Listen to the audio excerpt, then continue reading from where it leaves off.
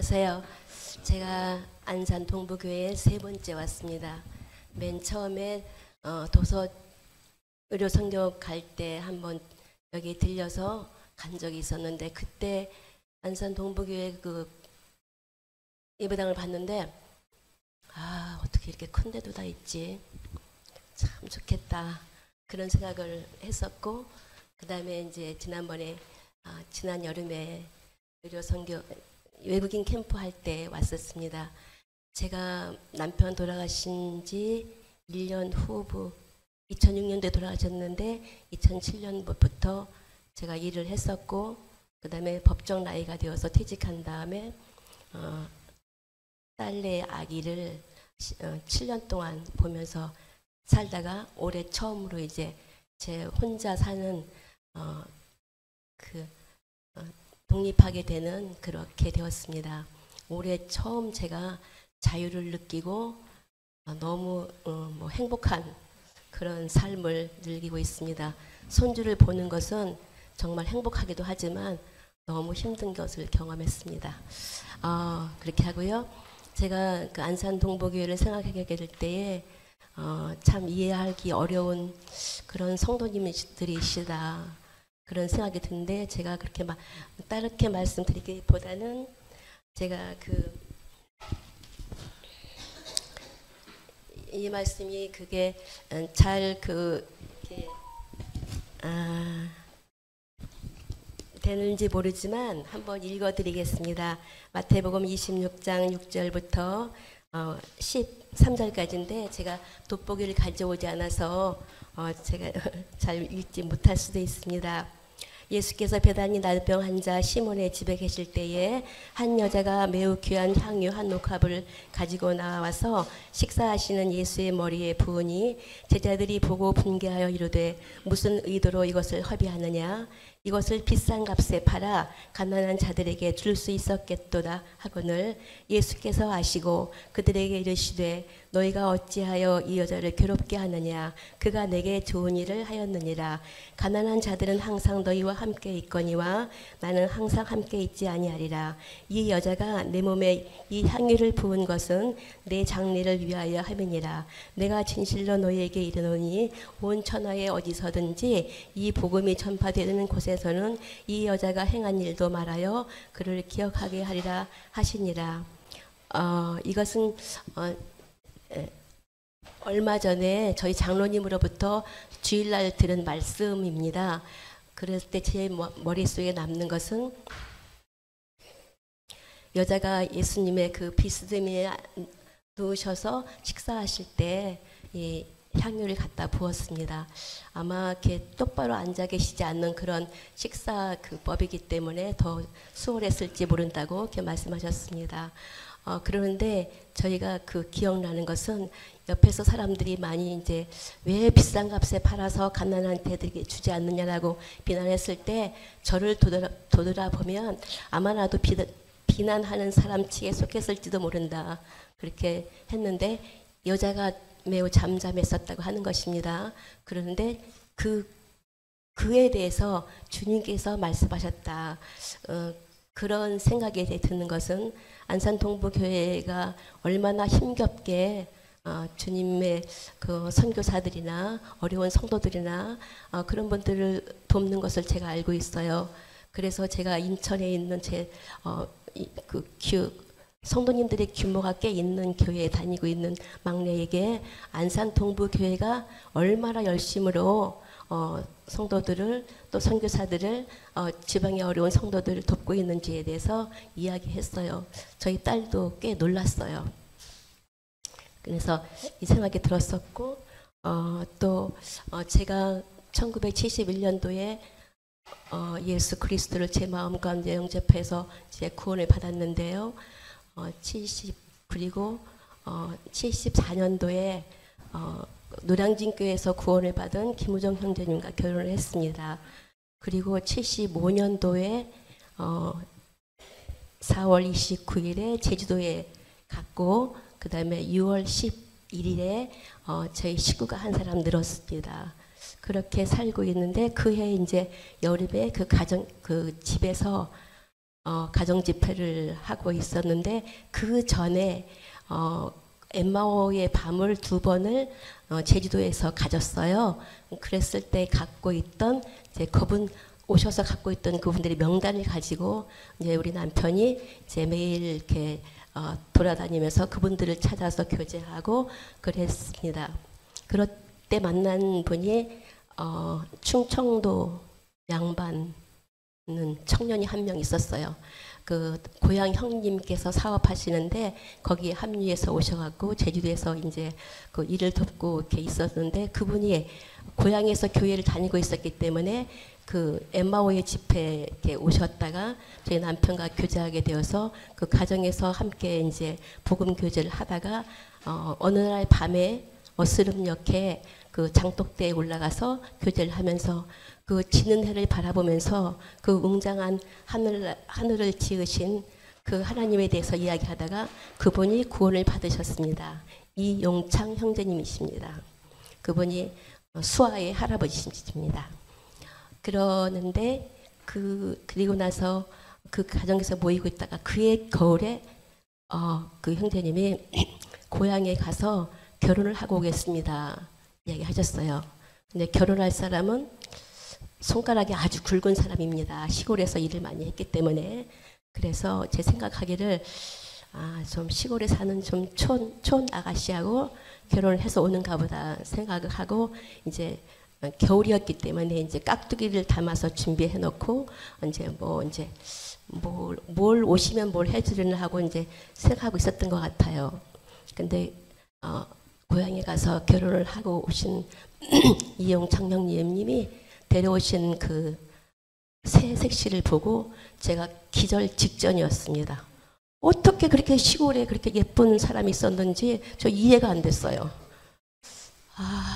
그래서 아무튼 이제 알아보니까 저 나이 똑같아요. 남편하고도 둘이가 나이가 똑같아요. 근데 이게 너무 끼울잖아요. 우리 남편의 아내는 영 그런 사람인데 이용창 형제님 아내는 너무 예쁘단 말이에요. 이제 그래도 이제 뭐 이렇게 잘 살았었죠. 그렇게 이제 살는데 그 집에서 2년 동안 이제 그 가정 집회를 할 때 그때 이제 중학교 1학년이었나 초등학교 6학년이었나 지금 저희 교회 장로님이신 정수웅 형제님이 주일학교에 합류한 것 같아요. 그리고 제주대학교 1학년에 다니고 있던 지금 평택교회 김영진 형제님이 그 가정에서 이제 교제하고 구원받게 되었습니다. 이제 김영진 형제님도 뭐 청바지 2개에 파란 잠바 2개인가 1개로 그 자취생활을 하면서 제주도에서 이제 지내고 있었고 이용창 형제님은 이제 좀 독특했어요. 지금 생각하면 노숙인인데 그 제주도의 그 중앙로라고 하는 곳에서 이제 지금 생각하면 노숙인이에요. 그런 사람 갖다가 이제 주일날이면 데리고 교회에 오는 거예요. 근데 그 사람이 어떤 사람이냐면 돈이 없어서 배가 고프면 피를 팔아서 매열이라고 하죠. 피를 팔아서 이제 먹고 사는 사람인데 그 사람을 이제 데리고 어떨 때는 씻기고 해서 데리고 오는 거예요. 어느 날 그 돌도 안 된 제 아이의 머리에 이가 생겼어요. 그래서 저는 이용창 형제님이 데려온 저 그지 같은 사람 때문에 우리 아이 이가 생겼다 막 그렇게 그때는 그렇게 픽탁하게 그렇게 하고 이제 그랬었어요. 근데 그 집에서도 이제 오래 살지 못하고 이제 처음으로 이제 그 홀을 하나 얻어서 이사 가게 되었어요. 제주도에는 신구간이라고 그래서 한겨울에 이사를 하거든요. 왜냐하면 그 입춘 전 열흘 입춘 전후 열흘인가 그렇게 하는데 그때는 이제 제주도에 있는 신들이 더 높은 신들한테 인사를 하러 하늘로 가기 때문에 이제 뭐 화장실을 고치든 이사를 하든 뭐 이제 제주말로 동티가 나지 않기 때문에 그때 이사를 한다고 그래서 신구간이라고 해요. 이제 그렇게 되었는데 우리도 이사를 해야 되는데 돈이 없으니까 그 손가락 굵은 새색시에 쌍가락지가 희생이 되었어요. 그래서 처음으로 이제 홀을 얻어서 엄청나게 큰 간판을 용자 1개, 담자 한 개, 교자 한 개, 회자 한 개 하고 양철로 이렇게 만들어 그 글씨를 써붙인 용담교회를 이제 그 저희가 예배 장소로 사용하게 되었습니다. 그 교회는 사다리꼴로 직각이라고는 하나도 없는 그런 장소였어요. 거기에서 이제 저희가 그리고 맨 그 가장 그 면적이 작은 쪽 위에다가 마루방을 만들어서 이제 거기서 저희 살고 있었고, 이제 이용창 형제님네는 거기서 조금 떨어진 매일시장 근처에 이제 2층 방 하나를 얻어서 거기서 살고 계셨어요. 거기에서 그 주변에 있는 이제 여자분들, 자매님들이 또래쯤 되는 자매님들하고 이제 교제하게 되어서 거기 지금도 이제 저희와 함께 교제하는 계시는 자매님들이 구원을 받으셨고, 또 남자분들은 그때 이제 그 사업체에서 같이 일하시던 지금 청주교회를 가신 정종복 형제님이 구원 받으시고, 그 모친이 구원 받으시고, 그 다음에 거기서 그 엠마오 성경학교에서 방송을 듣고 연락을 해왔던 안산에 와서 계시던 김정규 형제님이 이제 구원을 받게 되어서 이제 그분의 모친과 4~5명의 그 동생들이 구원을 받으셨죠. 그렇게 하고 거기에 있는 그 삐딱삐딱한 그런 홀에서 베트남에 가셨던 김상용 형제님과 그다음에 중국에 가셨던 김권준 형제님, 그런 분들이 와서 기거하면서 같이 교제하게 되고 그랬었습니다. 그런 기억이 납니다. 그러는데 그리고 나서 이제 그 교회에서 얼마 있다가 무슨 사정에 의해서 다리 하나를 건너서 이제 이사를 하게 되었는데, 그때가 그때 어느 1983년 같아요. 아마 그때가 이제 지금 대덕에 있는 이여미 자매가 이제 초등학교 1학년, 그다음에 이제 수아 아빠가, 왜냐면 여기 이재림이 둘이라고 그래서 제가 수아 아빠라고 그래요. 큰 이재림이 이제 수아 아빠인데 수아 아빠가 6살쯤 되었을 때 이제 고향으로 갔어요. 왜 갔냐면 이용창 형제님이 11남매의 10번째입니다. 그런데 아버님이 돌아가시니까 어머니만 남기셨잖아요. 위에 줄줄이 있는 그 형님들이나 누님들이 왜 어머니를 못 모십니까? 그 정말 너무너무 착해 빠진, 아무튼 이용창 형제님께서 어머니를 모시러 고향에 가셨어요.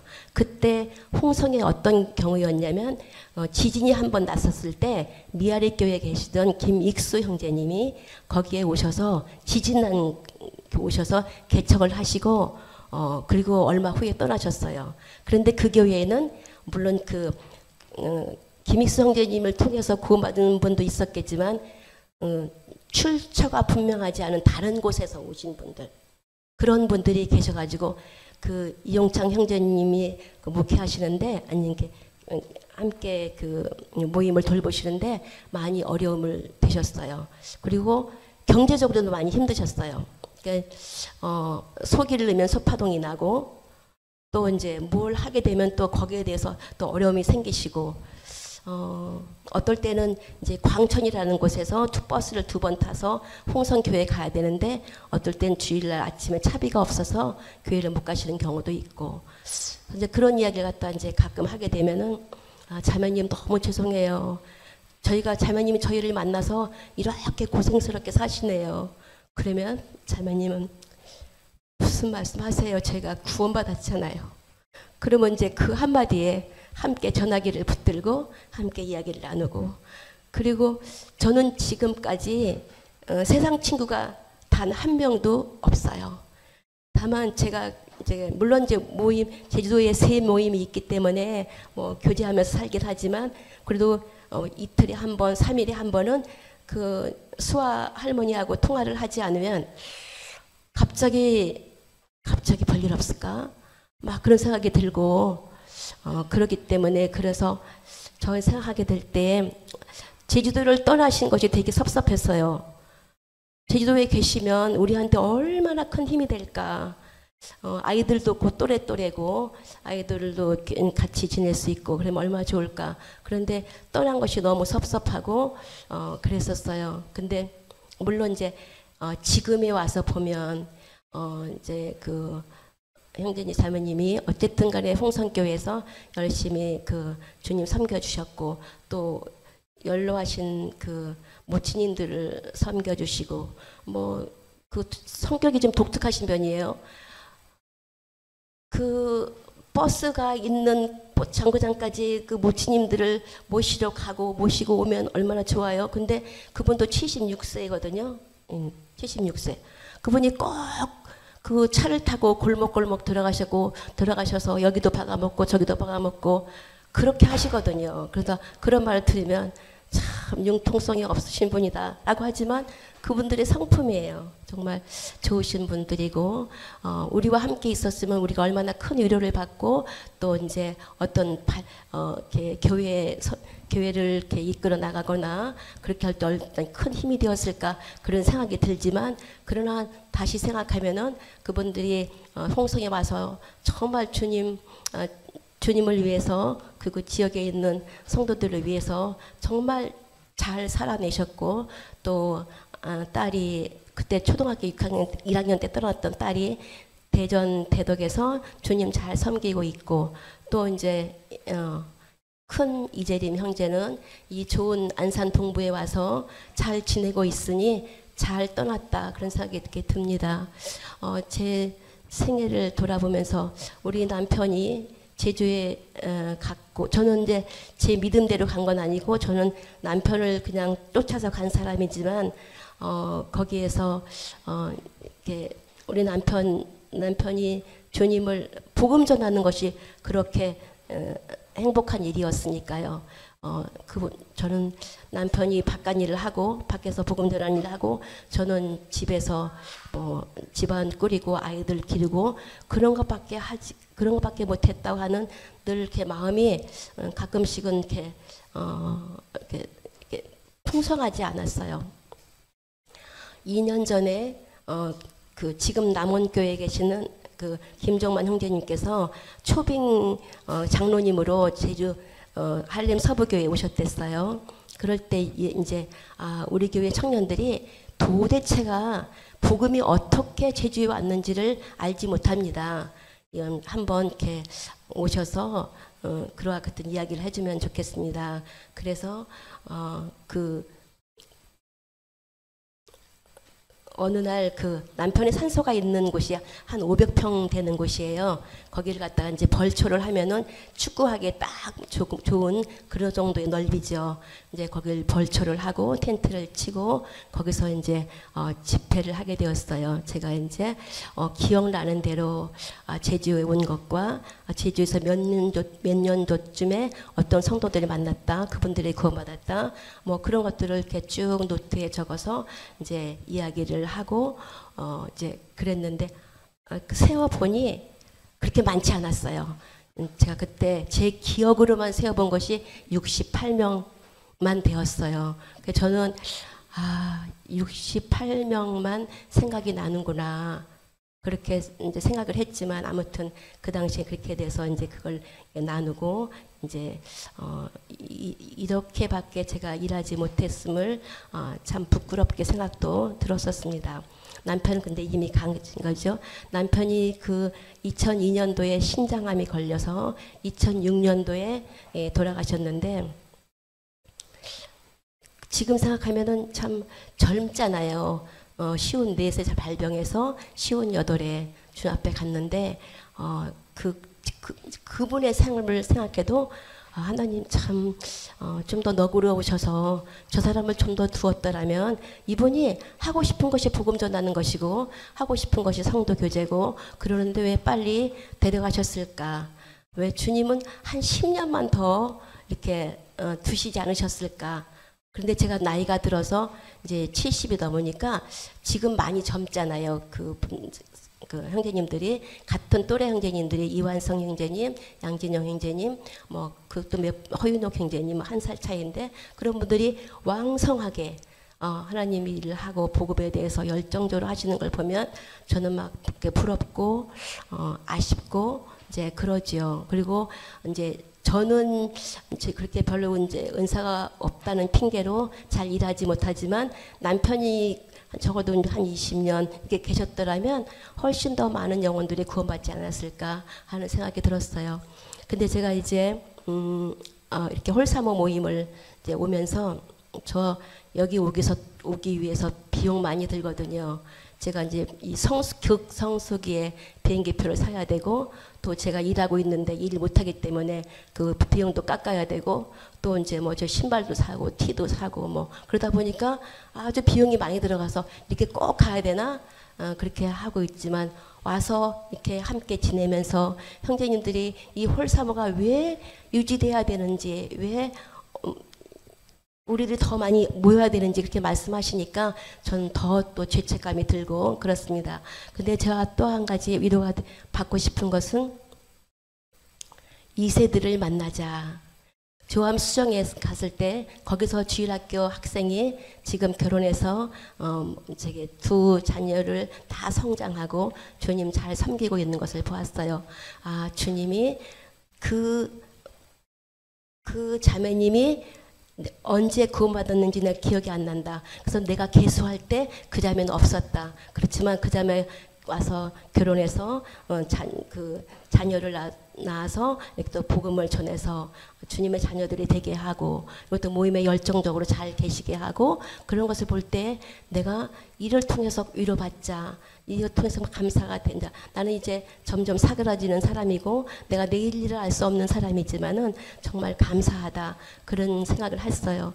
그리고 이제 안양 중부에는 제가 연고가 없어요. 이제 거기 있던 이제 김정규 형제님이 안양 동부로 나갔고 지금은 이제 봉동교회로 이제 오셨는데요. 그다음에 이제 안산 동부는 제가 지난번 다녀갔잖아요. 그때 사실은 와서 설거지를 다 하려고 이제 비닐 앞치마도 갖고 왔는데 자매님들이 저를 끼워주지도 않았어요. 그냥 작은 방에서 뭐 맛있는 거 먹게 하고 뭐 맛보게 하고 뭐 그런 일로 이제 있다가 제가, 그리고 또 성도님들이 뭐 제가 주머니가 모자랄 만큼 이 주머니도 찔러주시고 저 주머니도 찔러주시고 처음 본 성도님들도 계셨는데 그렇게 하셨어요. 그래서 이 교회는 정말 이해할 수 없을 만큼 이렇게 헌신하고 사랑을 베풀고 그런 교회다 이제 그랬는데도 또 오기가 되게 민망한 거예요. 그런데 이제 명분이 생긴 거죠. 이제 수아 아빠를 만나자. 수아 아빠 40년 만에 만납니다. 제가 이제 물론 프로필 카톡 사진을 봐서 뭐 저게 6살짜리가 저렇게 큰 것도 이제 알고 그러죠. 그렇지만 이제 실물을 40년 만에 봅니다. 제 기억에 그렇습니다. 정말 너무너무 친하고 너무너무 사랑하는 우리 이영창 형제님, 엄계순 자매님의 외아들이죠. 그러니까 또 이제 여미자매도 너무 고마운 이렇게 자매고, 근데 이 형제도 저는 그래서 효영자매 어디 있어요? 효영자매 미안한데 나는 이렇게 거기서 함께했던 주일학교 학생들 청년들이 사실은 그 부모님들하고 사돈 맺고 싶었거든요. 근데 이 세 인간들이 아무도 정말 내가 좋아하는 이제 그런 성도님들하고 사돈 맺게 못했어요. 다들 지져와서 뭐 CBF에 가서 뭐 자매야 나랑 교제하자 막 그렇게 하질 않나.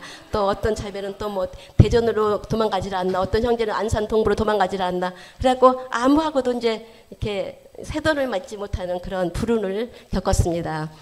그렇지만 이렇게 잘 지내고 있고, 그리고 또 저는 재림 형제가 효영자매하고 결혼한다고 할 때 효영자님이 부모님이 또 저희한테 정말 잘하셨거든요. 정말 지나치게 잘하셨기 때문에 하나님이 이렇게 축복하셨구나. 이 두 사람을 맺어진 것이 정말 하나님의 축복이고 제가 그게 보답할 수 없는 그 감사를 주님께서 이렇게 하셨구나, 그런 생각을 솔직히 했어요. 그래, 감사하죠.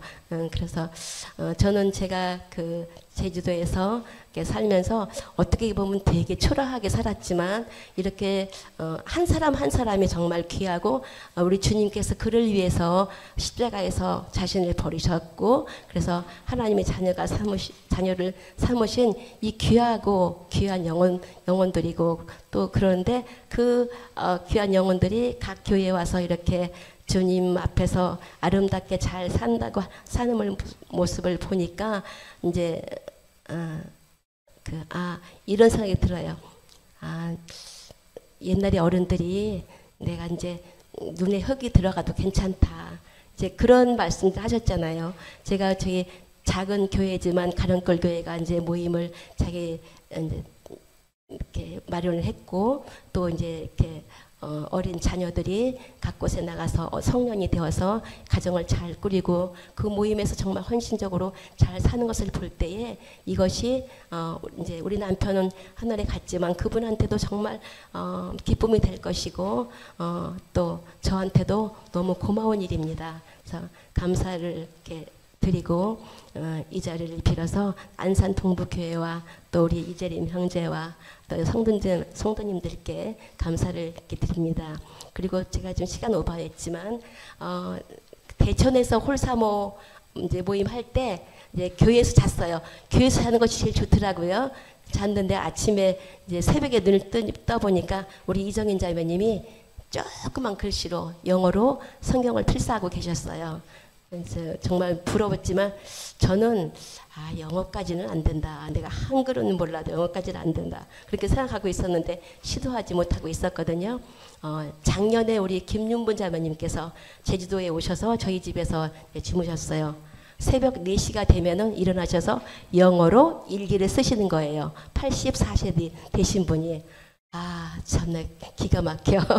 그렇게 했을 때, 너무나 이제 그 모습이 귀하고 아름다워 보이고 그랬습니다. 그래서 제가, 자매님, 제가 이제 한글로 이제 필사를 하고 있는데, 제가 자매님을 보니까 너무 아름답고 또 부러워서 제가 이제 영어로 이제 필사를 해보겠습니다. 그랬더니 자매님이 아주 큰 글자, NIV 성경을 이제 영한 성경을 사주셨어요. 그래서 제가 지금은 그걸 펴놓고 영어를 지금은 그리는 수준이에요.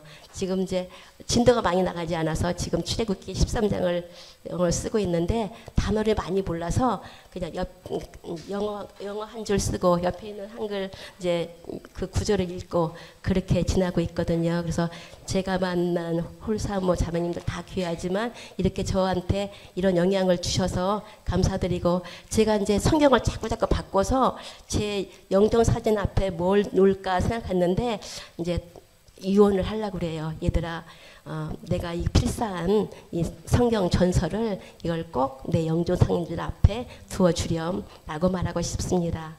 여기 와서 제가 그 의도에 맞지 않는 이야기를 한 것일 수도 있는데 이렇게 떠오르는 이야기를 했습니다.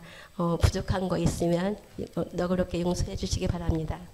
지난 여름에 저 여기 왔을 때 어떤 주님을 너무 사랑하시는 분이 저한테 시편 119편을 몇 구절 갖다 깨알같이 쓰셔갖고 저한테 주셨어요. 그래서 나한테 시편 119편을 읽으라는 말씀이구나 하고 읽다가 아침에 일어나면 이제 노인들은 아침에 일어나면 그래도 시간이 있잖아요. 그래서 아침에 일어나면 이제 바이블 타임이라고 하는 그 이제 1년 통독하기 그 책을 읽고 있는데 그때 이제 저도 119편을 읽다가 이제 그 성도님을 생각하면서 이 세 구절을 적어봤습니다.